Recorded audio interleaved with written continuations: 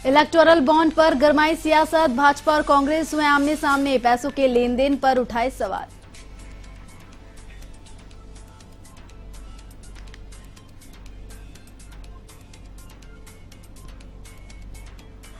सरकार चारधाम यात्रा के श्रद्धालुओं के प्रति संवेदनशील, प्रशासन ने उपलब्ध कराई फूड पैकेट और पानी की बोतलें, तीर्थ यात्रियों ने जताई खुशी।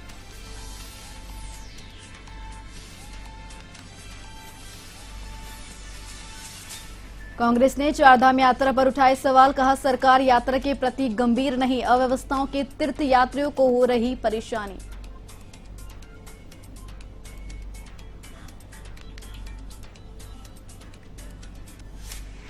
देहरादून में पेयजल समस्याओं को दूर करने की कवायद, कलेक्ट्रेट और मुख्य विकास भवन में बने कंट्रोल रूम, शिकायतों की रोजाना होती मॉनिटरिंग।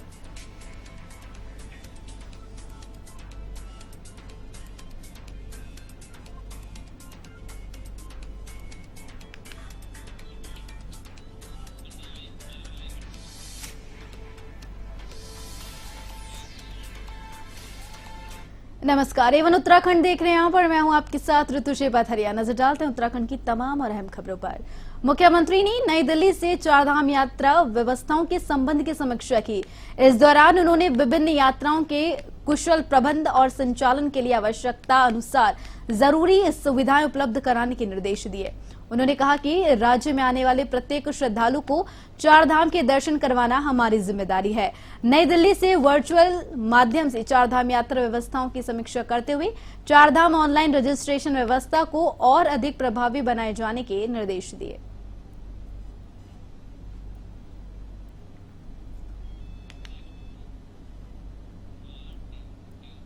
कोटद्वार विधानसभा क्षेत्र में पेयजल की परेशानी के लिए समाधान के लिए विधानसभा अध्यक्ष ऋतु भूषण खंडूरी ने एडीबी के अधिकारियों के साथ बैठक की। बैठक में कोटद्वार में जल वितरण प्रणाली के लिए 4 ओवरहेड टैंक के निर्माण और 300 किलोमीटर लंबी नई पाइपलाइन डालने का निर्णय लिया। नई तकनीकी स्काडा से एचओटी ट्यूबवेल के साथ पाइपलाइनों की देखरेख होगी। ऋतु खंडूरी ने बताया कि इस पेयजल योजना के 22,000 परिवारों को नए कनेक्शन की सुविधा मिलेगी। आज मेरी एडीबी के जो अफसर हैं उनके साथ बैठक हुई थी। कोटद्वार में आप सबको जानकारी होगी कि करीबन 325 करोड़ का कार्य शुरू हुआ है। धीरे धीरे वो इम्प्लीमेंट होना शुरू हुआ है। तो क्योंकि गर्मियों का समय है, पानी की दिक्कत हो सकती है, इस वजह से बैठक हुई है। एक तो उनको कहा गया कि काम में थोड़ी सी तेज़ी लाएं।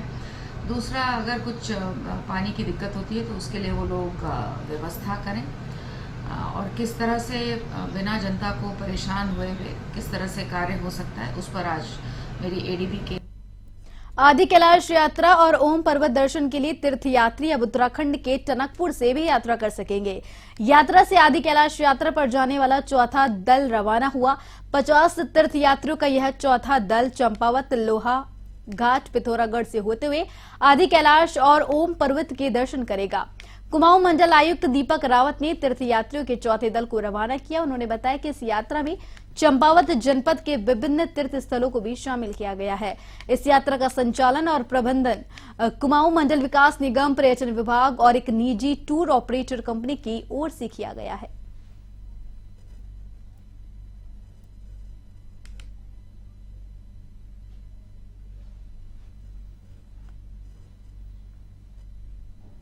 यात्रा टनकपुर का तो हमें सबसे अच्छा ये लगा कि ये सारा का सारा 4 लेन हाईवे है और सारा प्लेन है, रास्ता बड़ा आराम से हो जाता है। व्यवस्थाएं और कुमाऊं विकास मंडल और इसकी प्रशासन की बहुत अच्छी व्यवस्थाएं हैं। अब यहाँ से हमारा जो नेक्स्ट स्टॉपेज है वो आज पिथौरागढ़ होंगे हम लोग, और पिथौरागढ़ से कल हम लोग धारचूला से परसों से हमारी यात्रा स्टार्ट हो जाएगी। ओम पर्वत के दर्शन करेंगे, उसके बाद आदि कैलाश के लिए जाएंगे हम लोग। देखिए, ये जो आदि कैलाश की यात्रा है इसको केएमवीएन बहुत समय से करवा रहा है। नॉर्मली इसका रूट जो है काठगोदाम होते हुए है और पहली बार इसको टनकपुर से करा रहे हैं। और इस पैकेज में कुमाऊं का जो अन्य जो दर्शनीय स्थल हैं उनको भी इंक्लूड किया हुआ है। जहाँ हम लोग चंपावत लोहा घाट से रहे, लेकिन लौटते हुए अल्मोड़ा काठगोदाम से ही लौटेंगे। बहुत सारे स्पॉट्स कवर होंगे और इसमें चंपावत के जो हमारे यहाँ पे पर्यटन स्थल हैं और दर्शनीय स्थल हैं, इनको भी अच्छी पहचान मिलेगी।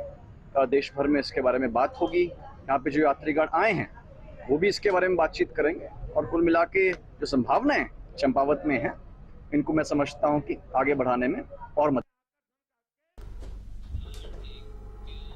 लोकसभा चुनाव के मतदान के बाद भाजपा और कांग्रेस में आरोप प्रत्यारोप का सिलसिला जारी है। वहीं इलेक्टोरल बॉन्ड को लेकर भाजपा और कांग्रेस एक दूसरे को घेरते हुए भी नजर आ रही है। भाजपा के मुख्य प्रवक्ता सुरेश जोशी ने कहा कि इलेक्टोरल में जमा किए गए पैसे में से 75% पैसे इंडिया गठबंधन ने लिए हैं, तो वो पहले उस पैसे को वापस करे तब बीजेपी पर सवाल खड़े करे। वहीं दूसरी तरफ कांग्रेस के नेता हीरा सिंह बिष्ट ने पलटवार करते हुए कहा कि भाजपा झूठ बोलने में मास्टर है, जबकि सब जानते हैं कि इलेक्टोरल बॉन्ड में 80% योगदान भाजपा का है।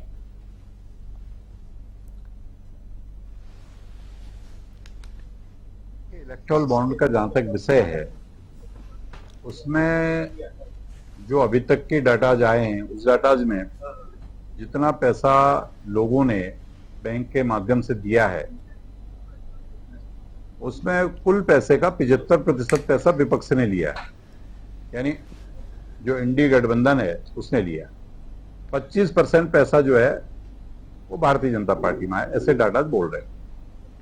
हम तो आरोप लगाने वाले लोगों से पहले ये पूछते हैं, अगर इलेक्टोरल बॉन्ड का पैसा गलत है, माननीय न्यायालय ने जो फैसला दिया है उसके आधार पर आपको सारी चीजें गलत लगती है, तो आप पहले उस 75% पैसे को वापस करिए और उसके बाद मैदान में आकर के प्रश्न पूछिए। भाजपा झूठ बोलने में मास्टर है। जो सुप्रीम कोर्ट के निर्देशों को भी इस तरह हवा में उड़ा करके आरोप दूसरी विपक्ष पर, कांग्रेस पार्टी पर लगा रही है और गरेबान में झांके। इलेक्टोरल बॉन्ड का सबको पता है 80% बीजेपी का इन्वॉल्वमेंट है, तो बीजेपी उस बात को स्पष्ट क्यों नहीं करती? तुमने तो पूरे देश को लूटने का काम कर रखा। सुप्रीम कोर्ट के निर्देशों को भी आप हवा में उड़ाकर उस बॉल को कांग्रेस के पाले में डालना चाह रहे। अरे कांग्रेस तो पक्ष में है, तुम्हारा खुला चिट्ठा है, सबको पता है कि इलेक्टोरल बॉन्ड में तुमने हजारों करोड़ का घपला कर रखा, उसे आप क्यों छिपा रहे? तो देना पड़ेगा। हम तो सुप्रीम कोर्ट का आभार व्यक्त करना चाह रहे हैं कि उन्होंने बड़ा पारदर्शी तरीके से इसको उजागर करने का काम किया और इस पर कार्रवाई भी होनी चाहिए और बीजेपी की पोल खोलनी चाहिए। पार्टी हाईकमान ने हिमाचल प्रदेश में लोकसभा चुनाव के लिए उत्तराखंड के कांग्रेस नेताओं को जिम्मेदारी सौंपी है। प्रदेश उपाध्यक्ष सूर्यकांत धस्माना की पावटा साहिब और धीरेन्द्र प्रताप को धर्मशाला विधानसभा क्षेत्र का पर्यवेक्षक बनाया गया है। हिमाचल कांग्रेस के प्रभारी राजीव शुक्ला ने उत्तराखंड के पार्टी नेताओं को पर्यवेक्षक के रूप में जिम्मेदारी दी है। हिमाचल प्रदेश में अंतिम चरण में चुनाव होने हैं।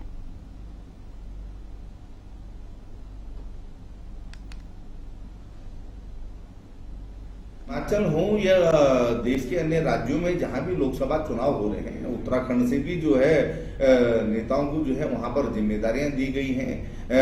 अभी हमारे प्रदेश से जो है हिमाचल में हमारे विधायक हैं प्रतापनगर के विक्रम सिंह नेगी जी, हमारे नेता हैं सूर्यकांत धस्माना जी, हमारे उपाध्यक्ष, उनको जो है वहां पर जिम्मेदारियां दी गई हैं और अन्य लोगों को भी दी गई हैं। हरियाणा में तो आदरणीय प्रदेश अध्यक्ष स्वयं जो है कई लोकसभाओं में जो है कमान संभाले हुए हैं प्रचार की।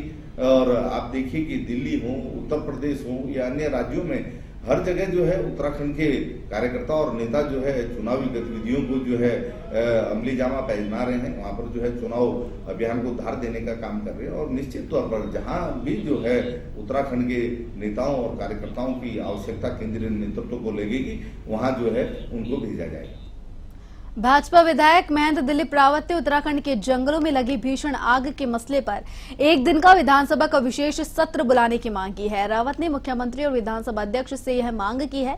उन्होंने कहा कि जंगलों में लगी भीषण आग को देखते हुए एक दिन का विधानसभा का विशेष सत्र बुलाना चाहिए, जिसमें सिर्फ जंगलों में लगी आग पर कैसे नियंत्रण पाया जाए, इस पर चर्चा होनी चाहिए।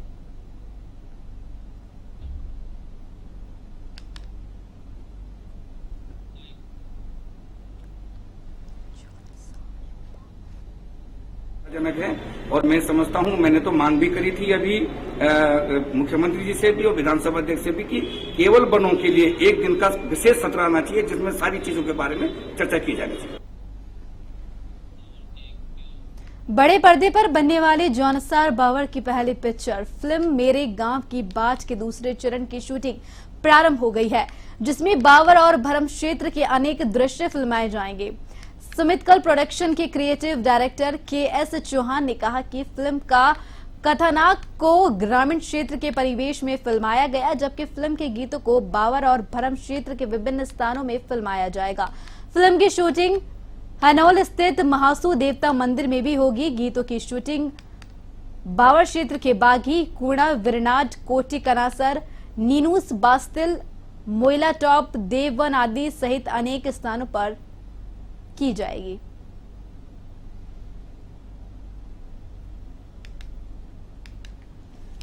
जॉनसार बाबर की पहली फीचर फिल्म मेरे गांव की बाट का सेकंड शेड्यूल की शूटिंग प्रारंभ हो चुकी है और आजकल शूटिंग देहरादून में चल रही है और 18 तारीख से इस फिल्म की शूटिंग बावर के विभिन्न गांव में होगी।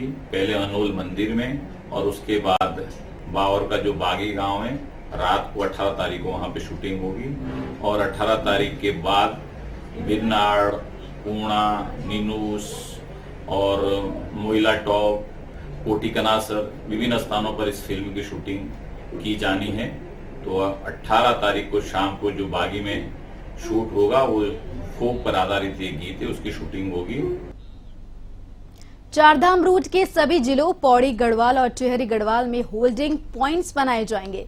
गढ़वाल मंडलायुक्त विनय शंकर पांडे ने जिलाधिकारियों को होल्डिंग पॉइंट्स को चिन्हित करने के लिए कहा गया है।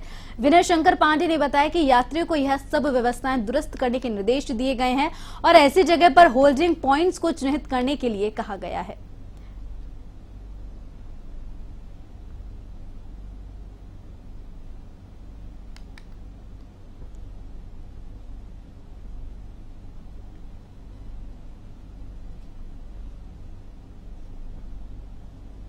पॉइंट होंगे जहां जहां पर हमें रोकना है, यह भी सभी डीएम्स को बताया जा रहा है।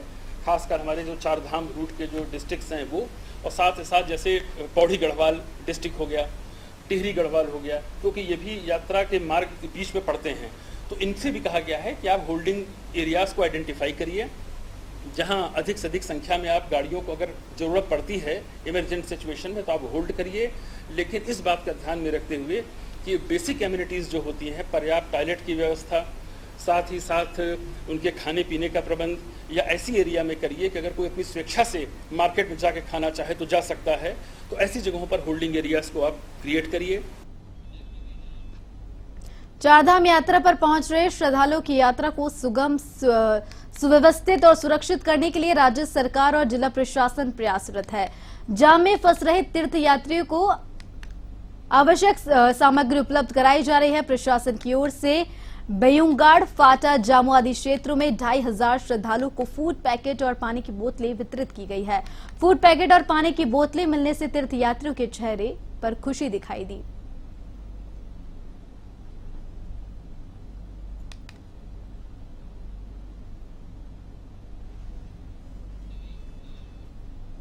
कांग्रेस के प्रदेश प्रवक्ता शिषपाल सिंह बिष्ट ने आरोप लगाया है कि सरकार चारधाम यात्रा को लेकर गंभीर नहीं है।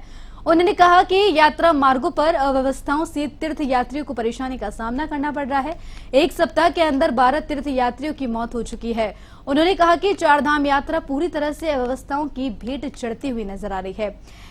इससे ऐसा लगता है कि सरकार यात्रा व्यवस्था के प्रति गंभीर नहीं है।